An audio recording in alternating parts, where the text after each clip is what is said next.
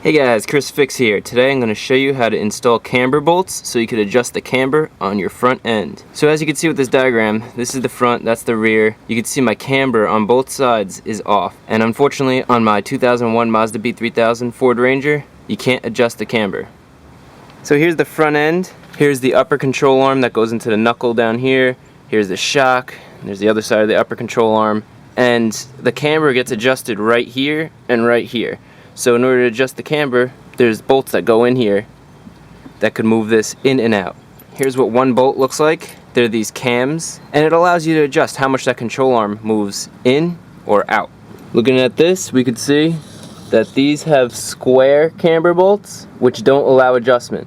So here's everything you're going to need for the job: open-ended wrench, socket, ratchet, your camber bolts, a torque wrench, and a long breaker bar so you can get the upper control arm bolts off. So you saw the tools are really simple, and to do this job is really simple. You don't even need to take the control arm off the knuckle. So this process is going to be exactly the same for all these cars listed on here. And if your car isn't listed on here, but your control arm is an upper A arm like this and it's similar, then it's going to be a very similar process. So the first thing we're going to do is we're going to undo the front bolt. This is going to be on there pretty tight, so I'm using a breaker bar with a 7/8 socket. And once I break it, I could go in there with my regular ratchet and start ratcheting away. One thing I should mention, you can kind of see the stud to the ratchet is sticking out a little bit just because the socket is a little bit too short. If you have a longer socket, that would be even better, but unfortunately I don't have a longer 7/8. Good. Now, I don't know if this is going to pop right out, but you could just tap that out. Remember to take out the square camber washer that they have with it, which doesn't really allow for adjustment, and pull this out the rest of the way. Now, I don't know if you noticed, but the control arm did move a lot, so it's not going to be completely aligned. You can see the hole doesn't align anymore.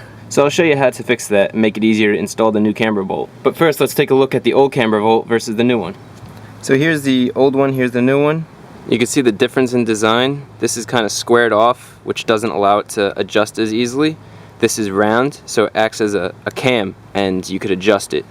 Same goes for the metal washer. This is a round metal washer. The stock came with this square metal washer, which doesn't allow for movement at all. It's kind of just locked in there. This will be able to move and adjust. So let's install it.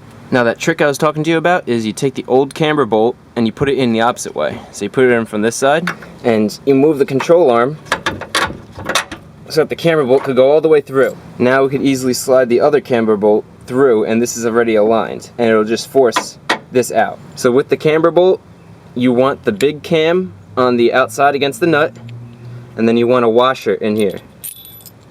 And that's how this is going to go in. So the shock is right here. We're going to push in this way. You can see how I'm pulling the old camber bolt out as I push the new one in. And that'll allow it to just go all the way through, just like that. So now the next thing we want to put the washer on. And then after the washer, we want to put the cam on, and the cam only fits one way, so just slide that on. You want to just try to get these two to sit as flush as possible. Just like that.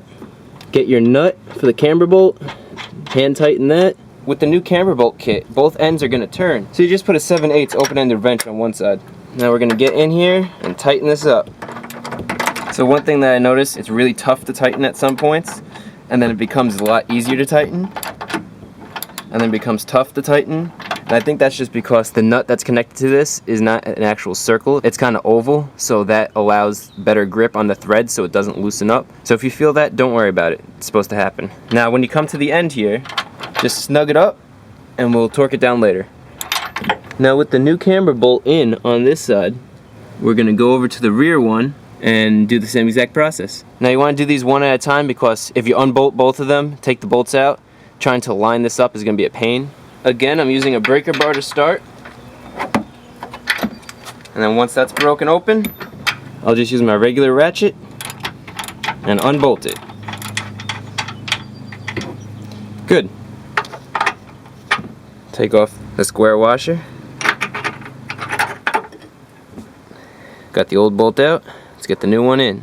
Again, just like the other one before, have your big camber washer on the outside against the bolt head. Put the washer on, slide that down. Before we put this one in, get your old bolt, go from the opposite direction,